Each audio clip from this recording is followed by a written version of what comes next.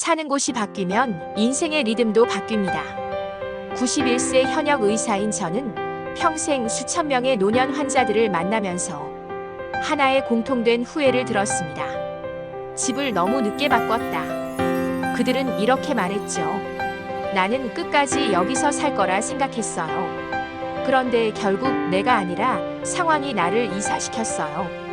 오늘은 떠밀려 이사하지 않기 위한 진짜 집 선택의 기준, 그리고 병원 옆이 아닌 인생 후반의 가장 좋은 집 위치를 이야기합니다.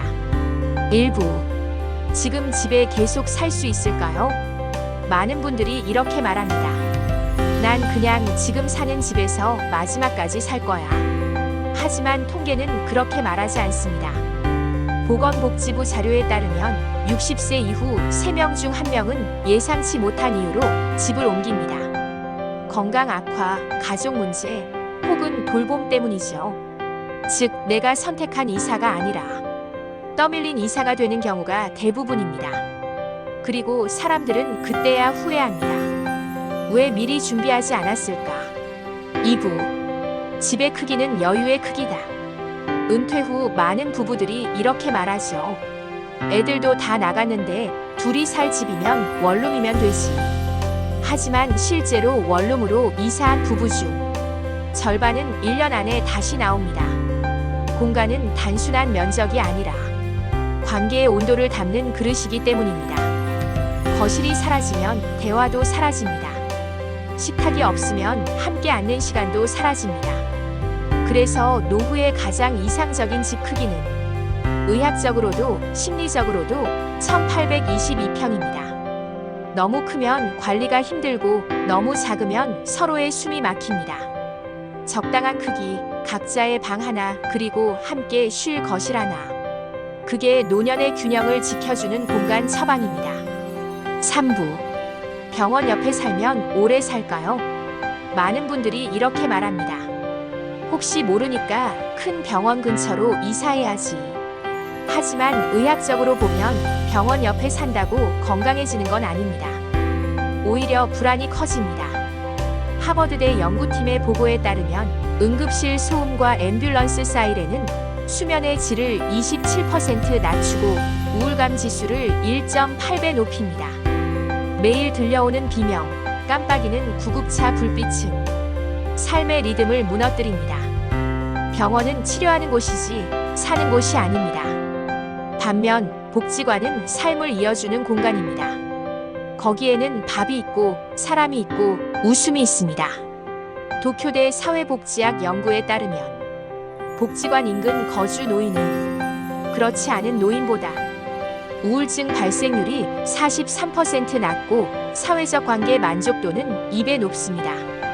그래서 일본에선 이런 말이 있습니다. 노년의 강남은 병원 옆이 아니라 복지관 옆이다. 한국도 곧 그렇게 될 겁니다. 4부, 자식과 함께 사는 게 정말 행복할까? 많은 부모님들이 이렇게 말씀하십니다. 나이 들면 자식이랑 같이 살아야지. 하지만 현실은 다릅니다. 처음엔 좋습니다. 같이 밥 먹고 손주도 보고 외롭지 않다고 생각하죠.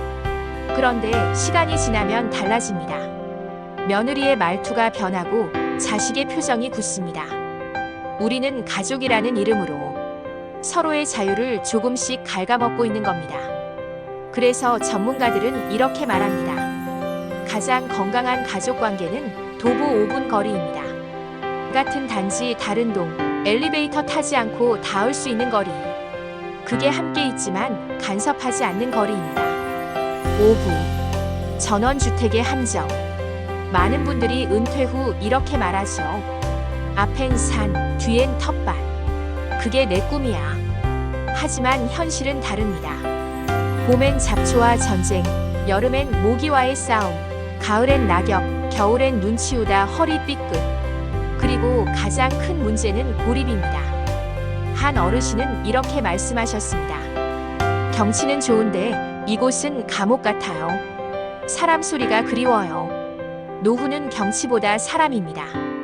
흙냄새보다 이웃의 목소리가 먼저입니다. 6부, 공원이 있는 집이 장수의 비밀. 공원과 산책로가 있는 동네. 이건 단순한 취향이 아니라 의학적 선택입니다. 국립보건연구원의 분석에 따르면 공원 접근성이 높은 노년층은 심혈관 질환 위험이 35% 낮고 우울증 발생률이 40% 감소했습니다. 걷는다는 건 단순한 운동이 아닙니다. 세상과의 연결입니다. 나무가 있고 벤치가 있고 햇살이 스며드는 산책길이 있다면 그곳은 단순한 동네가 아니라 당신의 치유 클리닉입니다. 7부 노후의 집은 팔기 쉬워야 산다. 은퇴 후 집을 고를 때 많은 분들이 살기 좋은 집만 생각합니다. 하지만 진짜 중요한 건 팔기 쉬운 집입니다. 건강이 급격히 나빠지거나 돌봄 비용이 필요할 때 가장 먼저 팔아야 하는 게 집이죠. 하지만 외진 곳, 오래된 구조, 고립된 전원주택은 팔리지 않습니다. 그래서 노후의 집은 살기에도 편하고 팔기에도 쉬워야 합니다. 그게 바로 현명한 주거의 기준입니다. 8부 세 가지 주거 선택지 어디가 답일까? 실버타운. 시설 완벽, 안전하지만 인간관계가 단조롭습니다. 하루가 복사된 듯 반복됩니다. 전원주택. 처음 한 달은 낭만, 그 이후는 노동과 외로움입니다. 아파트. 완벽하지는 않지만 안전하고 연결되고 돌봄 인프라가 있습니다. 그래서 현실적인 답은 복지관 옆 20평대 아파트입니다. 돌봄 병원 마트 공원까지 도보 10분. 그게 바로 삶의 균형점입니다. 9부 혼자 살아도 외롭지 않게 사는 법. 60세 이상 4명 중 1명은 혼자 삽니다.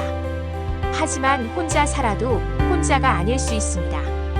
경비 아저씨가 내 이름을 불러주는 곳, 복지관에서 오늘 또 오셨네요 라고 인사해주는 곳, 그게 바로 혼자가 아닌 집입니다. 반대로 초고층 아파트, 커뮤니티 없는 지역, 전원형 고립주택은 몸보다 마음이 먼저 병듭니다. 노후의 집은 단순히 잠자는 공간이 아닙니다. 그건 나답게 살아갈 수 있도록 받쳐주는 무대입니다. 무대가 무너지면 인생도 무너집니다. 어떤 조명을 켜고 어떤 사람들과 살아갈지 지금부터 준비해야 합니다. 집을 고른다는 건 결국 내 삶의 방식을 고르는 일. 그리고 당신이 지금 이 영상을 보고 있다면 이미 반은 준비된 사람입니다. 이제 남은 건 용기입니다. 당신의 다음 집, 그곳이 평생의 안식처가 되길 바랍니다. 오늘의 이야기가 도움이 되셨다면 좋아요와 구독, 그리고 알림 설정으로 당신의 다음 인생을 함께 준비하세요.